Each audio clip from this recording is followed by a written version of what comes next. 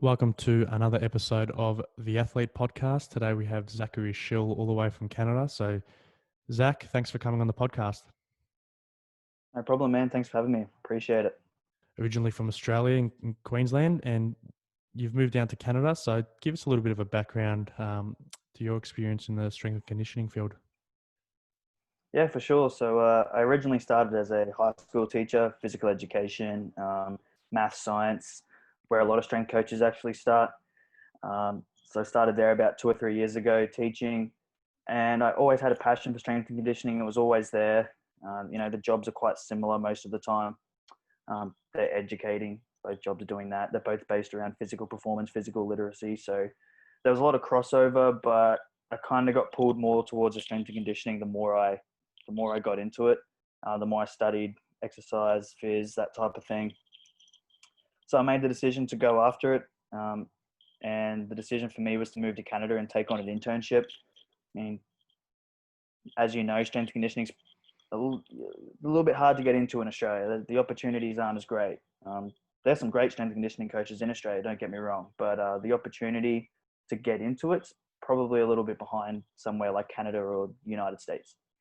So I went to Canada, did an internship at a university here, which was just a game changer for me. 3 months over the summer, working with collegiate basketball was the main sport for me there. And just that alone, just that experience of hanging out with some of the better strength, like some high level strength conditioning coaches in Canada, getting to know them, just know what they're like, what a strength and conditioning job is. Because before that, I didn't really, what is a strength and conditioning coach? It can be many things. So it was awesome to get to see what they do day in, day out. Obviously, get to learn the technical side of things, and then just watch these athletes, man. Like collegiate basketball, like some pretty damn good athletes that I was getting to work with every day. Um, so watching them, did that for 3 months, and then moved into a private facility, still here in Canada, where a little bit more diverse. I work with your Gen Pop clients like most gyms do. It's probably like the bread and butter of what we do, which I have no problem with. I love working with Gen Pop clients. I think it's one of the main parts of the job is working with the general population, because most of the population are not playing sport. They're not athletes. And so we can't just give them no training, right? With the athletes, though, it's mainly ice hockey. I live in Canada. It's the only sport they seem to play here most of the time. So ice hockey, just such a foreign sport for me at first. I knew bits and pieces about it, never watched it. And then, yeah, straight into just ice hockey all day, every day, with a little bit of volleyball. There's some other sports, soccer and things like that. Rugby's got a little bit of a following here, but yeah, certainly ice hockey, which was a big learning curve for me. So, when you say like you've worked with basketball, you work with all these sports, is that at the same kind of college you're talking about, or is it some to do with the private sector? You've worked with these ice hockey athletes as well, or how is that kind of all correlated and interrelated? Yeah, so obviously the basketball with the university was all collegiate. They were all pretty high level athletes, and then when I moved into the private facility, it's probably teenage kids, similar to the kids I was working with when I was teaching. They're just kids, school age kids, just trying to find their way. A lot of them, we're getting them, and it's the first kind of strength and conditioning they've ever done. So they might be 12 years old, moving through to 16, 17, where maybe they're 3 or 4 years in. So quite low training age, how long they've been training for.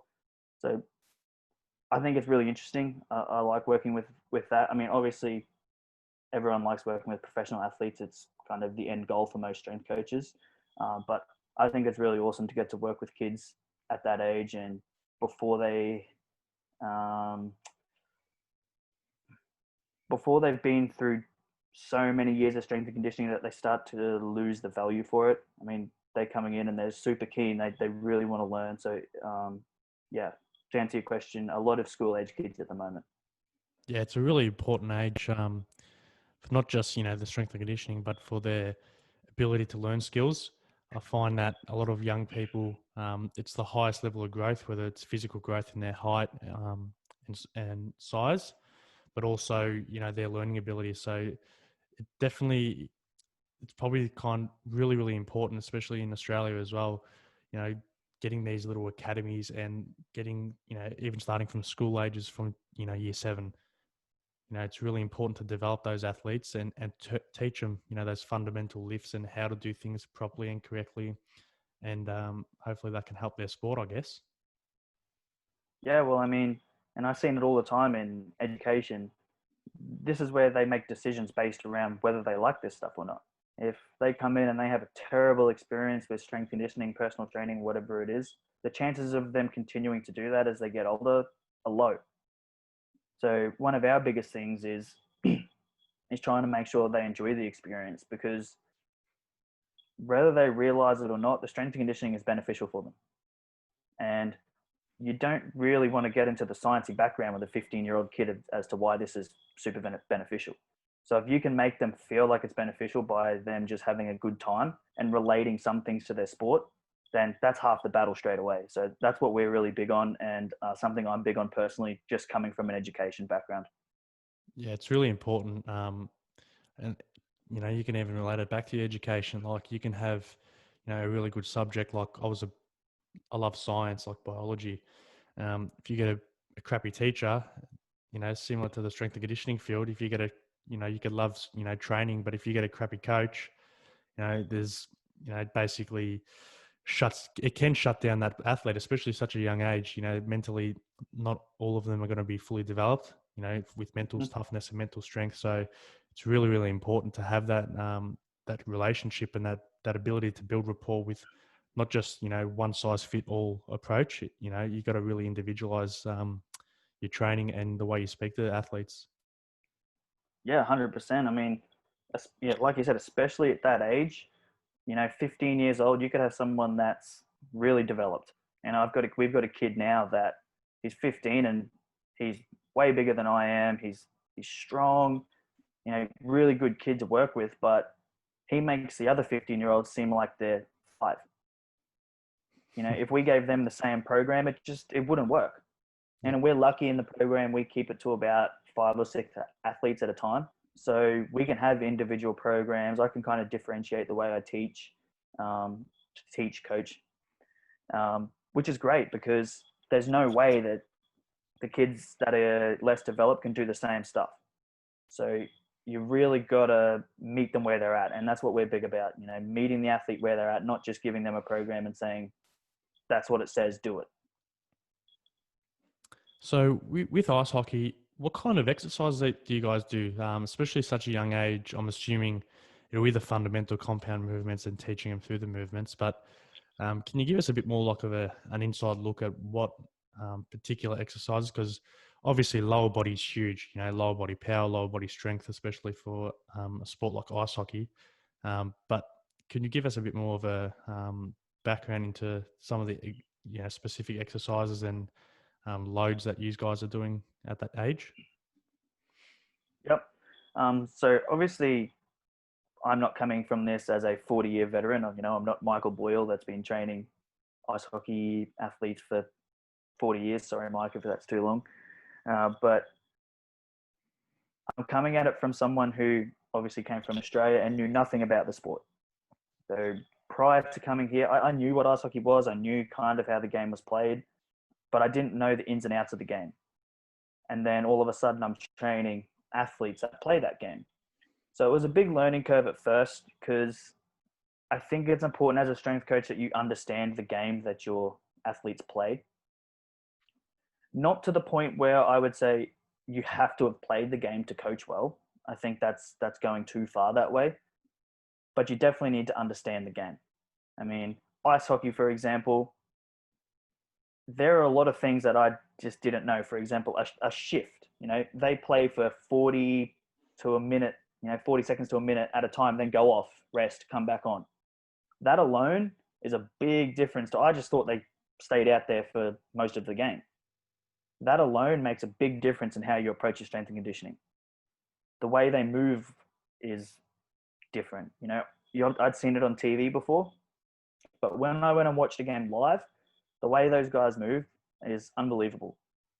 it's so different to the normal gait cycle that you need to take that into consideration.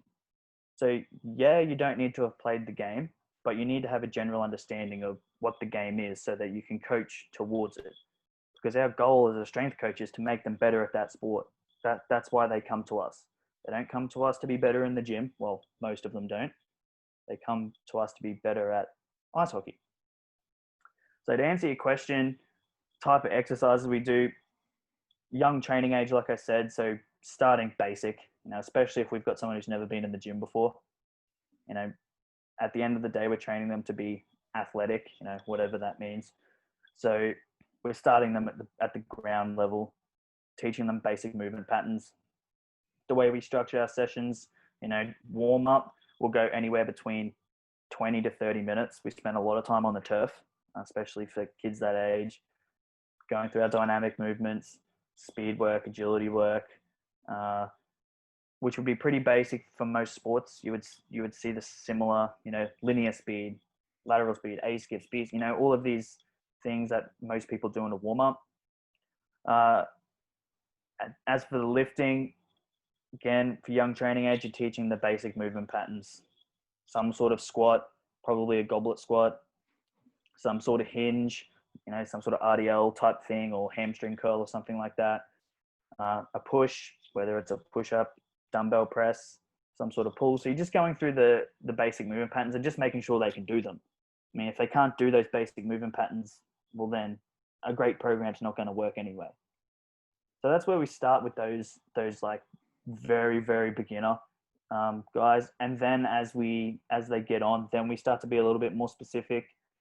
Maybe with their speed stuff, we're looking at some more lateral movement, maybe some more crossover stuff. Speed stuff, it's a funny one because if you look at the sport of ice hockey, the way they move is more similar to our acceleration phase than it is to max V. Max velocity is very upright, vertical. We're putting force into the ground pretty vertically, and there's a lot of front side mechanics. Ice hockey doesn't have any of that. They're long ground contact time, long pushes. They're in hip flexion pretty much the whole time. And they're pushing with external rotation and abduction. Is there no reason to do max V? No. But you don't want to spend all your time doing it. They're not 100-meter sprinters. Yeah, I think that's the biggest thing these days. There's a line with a lot of S&C coaches and sports scientists. There's that line of, is it sports specific and isn't it sports specific? I think the best way to think about it is, the very first thing, and this is chapter 1 of the textbook, what's the needs analysis of the sport? That's the first thing. And then, ice hockey, you need some kind of muscular endurance. Agility would be huge, reactive agility as well. Like you said, acceleration, everyone reaches their top speed, whether it's AFL or 100-meter sprinter at about 60 meters. I don't even think a hockey field, what's the dimensions of a hockey field? Would it be 60 meters? Probably not. Probably not. Yeah. And that's, from a standstill, if you're sprinting straight, you'd very rarely sprint straight for starters. Plus the surface and the shoes are different. So I think you've hit the nail on the head with maximum velocity, because that's what I was thinking as well. But one thing I was thinking is, in regards to your speed and agility training, would there be some things that they would do to develop their speed and agility on the hockey field? Like, would they, for example, put the skates on, put their uniform on, don't touch the hockey sticks or pucks or anything, but slide around cones, for example, just to develop that specific agility? Or would that be something you incorporated into like a warm up into the actual sports training? I would say that's more of a sports training thing. I mean, if we're talking about on the ice, what they do on the ice, that's a kind of a gray area, especially as a strength coach. If you're a strength coach that has a pretty decent background in hockey, like we do, we have one where at our place who's a very good hockey player. he'd probably feel comfortable, and coaches would feel comfortable for him to do that, to teach them, specific speed and agility based around on ice movement. Yeah, it's an interesting one because I think every single sport, maybe bar a few, if you classify darts as a sport, I think darts is a game. But if you leave a few out, speed, muscular power, and they interrelate with each other, they're probably the end goal for pretty much most sport, whether it's ice hockey, basketball, footy, or even volleyball. Like you've had some experience, and we'll touch on that now. So, what do you think? Especially with their jump height, because they're jumpers. That's what they're known for, similar to basketballers. Their ability to jump, volleyballers. So, what are some of the exercises that you guys prefer to do to develop that power? Is it more plyometric, or is it more velocity-based training potentially, or what kind of exercises for the volleyballers now to develop that lower body power? Mm-hmm. So I'll start with the lower age athletes because that's where I spent most of my time. So at the private facility where I work, I worked a lot with 14-year-old, I think, girls. So very low training age. They'd been playing the sport for quite a while, but training age in the gym was quite low. It was very low. So with them, we're starting at the base level, teaching them how to land. I think it's important that they know how to land. They already have a pretty good idea. They've been playing the sport for a long time. The body self-organizes. They know how to land.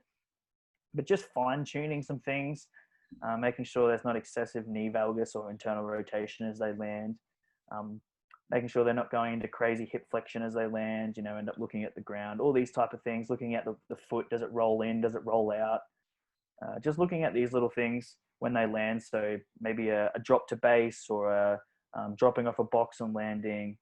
And then as for plyos, we'd probably start before plyos. We'd probably start with little hurdle hops or something, hurdle jumps, I should say. So 2-foot jumps, little hurdle, non-counter movement, jump, stick to landing, jump, stick to, and just build them up that way. We're not going to get them in and say, I want you to do a 60-second repeat jumping. They jump a lot. Now, there's one thing I learned working with those girls is through training and through competitions, the amount of times they jump in a week is very, very high. So for us as a strength coach to say, let's do an hour of jumping, is probably not a good use of time. So if they're an hour of jumping, we might say, okay, let's spend some time looking at landing. Let's spend some time actually building some strength, so you've got the strength to eccentrically load once you've come down from the jump. And if you don't have the strength to hold yourself up after you've come down, your landing's going to be pretty poor anyway, regardless of the technique you use. The building strength for them was important, just strength all over. They need that strength when they're landing, because they're landing in positions that aren't always a 2-foot square hips, square shoulders landing. They might be landing on 1 foot. They might be landing with their shoulders outside of their hips, these type of things. So trying to prepare them to land in positions that aren't always what you would call, like athletic position. You're not landing in a great position all the time. Moving through, when I was in the internship, there were some volleyball athletes there, some collegiate. And then that's when they were getting into more velocity-based training, plyometrics. They would do, they've moved on from the simple non-counter. They're doing more counter movement jumps, box jumps, depth jumps, those type of things, paired with velocity-based. Trying and just, trap bar jumps maybe, Olympic lifts, things like that. Yeah, I think you hit the nail on the head with the ability to build strength, because without strength, you're not going to build power, because you need that foundation strength training and the experience in strength training to build and work on power. It's almost like, I like to use baking a cake. If you can have the icing on the cake, which I guess is power, but if you don't have your flour, your sugar, your water, that cake's not going to be built. And same as strength training. If you don't have that strength base, like a cake, it doesn't matter how much icing you put on top of it, because you need the base first. Yeah, and I think jumping is one of those things or landing, I should say, one of those things that can be misunderstood. There's a lot going on when you decelerate your body from a height. There's for starters, and one thing that I think commonly doesn't get looked at is everyone's got guts. There's things that go on behind the abdomen that you don't see. So every time you jump, those guts are shot up. When you land, they've got to come down. The gravity is acting on the insides and organs as well as the external. So you've got to teach the body the ability to rapidly absorb that. So through your pelvic floor, your diaphragm. So those type of things often don't get looked at. And I think it's super important. So maybe some sort of breathing, looking at what are they doing when they're landing in terms of breath, in terms of pelvic floor, because those type of if you're internally missing something or it's not quite right, it's going to show up on the outside. So knee valgus is a common one. We found a lot of knee valgus simply came from they either not having the strength or some sort of issue controlling their guts.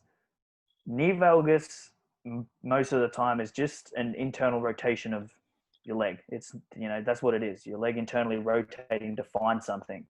It doesn't do it for no reason. So when they were landing, they didn't have the strength to eccentrically load. So their femur would internally rotate to try and stop that load, to try and close the pelvic floor, to try and catch the guts. So it wasn't a matter of, we could have told them to keep their knees out until the cows come home. It wasn't going to fix it. We needed to go through and address the actual issue. So things like that, we look at, not just saying the same old cues. Knees out when you jump, knees out when you land. Because to a 15-year-old or 14-year-old, they don't understand why, or, if their body can't do it, they don't understand why. So you've got to find other ways to teach that. Get the muscles around the joints to be able to co-contract, to be able to land. So we spend a lot of time looking at that, looking at the different components of landing. Ankle stiffness, is that ankle stiff enough to be able to land and jump, or is it just rolling all over the place? Do they excessively pronate when they jump? Do they excessively supinate? Like what's going on with their body? And being a little bit more specific where you can. If you got 40 athletes in the weight room, okay, you probably can't do that. If you got 10, you can go around and look and see what's happening individually.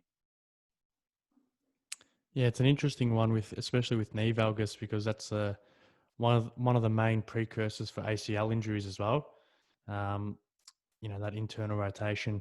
Generally, it occurs when changing direction rapidly due to reacting to a stimulus, which is why I'm a big believer in reactive agility training, not just change of direction training. A lot of coaches don't necessarily know the difference between, change of direction and agility, where they're two different concepts. One's reactions, one's, okay, I know I have to run around this cone, then this cone. So, although volleyball is not necessarily, definitely muscular power and, their reactions is important, agilities would be important as well, especially reactive agility, which, I'm assuming would be coached, but a lot of the stuff would be sport specific with volleyball.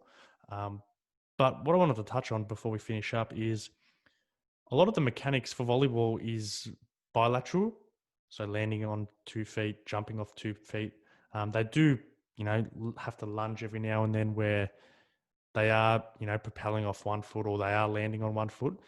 But what would the, if you had to put a percentage in the weights room, what would be, or even in plyometric training for volleyball, what would be the ratio? Like, 70% bilateral, 30% unilateral, or what do you guys, focus on more? Because I'm assuming it'll be bilateral, but there has to be kind of, you think, some aspect of unilateral training as well. If you look at this through an injury prevention lens, then there has to be a pretty even spread of both, because injury prevention, you're trying to prepare them for every situation that could arise. If we teach them only bilateral and we squat whatever them only bilaterally, if they end up in a situation where it's one leg and they've never been exposed to that before, well, their risk of injury goes right up, whether it's jumping, landing, whatever it may be. Even through a performance lens, let's say the winning play to win the championship, they need to have jumped off one leg hit the ball and their body's confident to land again on one leg. Well, if they've never trained that, then the chances of them making that play goes down. So both need to be trained. In terms of how we would do it, you're more likely to start with bilateral just because it's easier. It's safer, especially with 14-year-old girls. We start with bilateral, have a look at how that's going, then start to introduce some unilateral stuff when we feel like they're ready. And that could be dependent. That's dependent on the athlete. You know, if their bilateral jumps, look terrible, then we're not going to move on to single leg jumps, single leg hops. So we go through, once we've done both, then it might be on a case by case basis. Have a look at the athlete. What can they do? Can they jump and land in one leg? Does it look good? If not, we might need to spend some time there. Can they do it on two legs? Because sometimes you might find the other way around. Unilaterally, they're great. You add two legs and something weird's going on. You know, it's probably not common, but it can happen.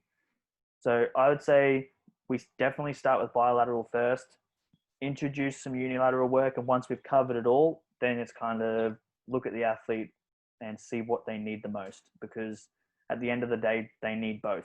Even if it's for, one play in the game, they need it.